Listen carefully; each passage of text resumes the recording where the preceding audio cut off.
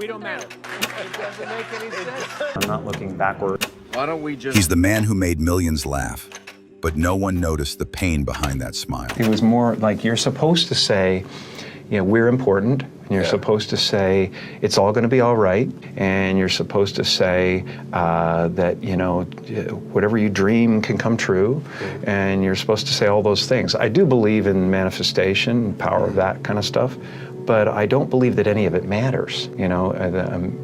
Jim Carrey was one of the brightest comedy stars of the 1990s. The Mask, Dumb and Dumber, The Truman Show. Every film was a hit. But behind the laughter, he was battling something far darker. In interviews, he once said, "Before you laugh, you should learn to cry."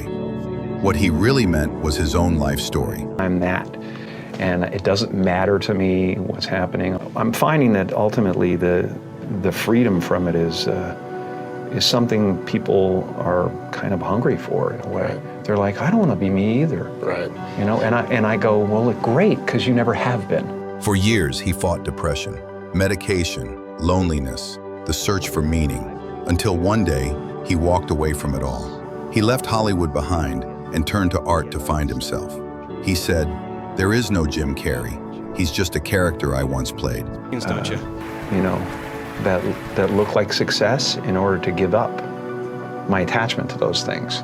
It's been a part of the evolution of ego is to spend your first half of your life acquiring and adding, thinking you can add to yourself, and it looks great. I mean, it looks great when you got a cool car and you got good, nice clothes, and you know, and you've. Maybe that's why the people who make us laugh the most are often the ones who've cried the hardest, because they know the darkness and choose to become the light. If this short life story moved you, hit subscribe, because next time we're uncovering the untold story of another celebrity.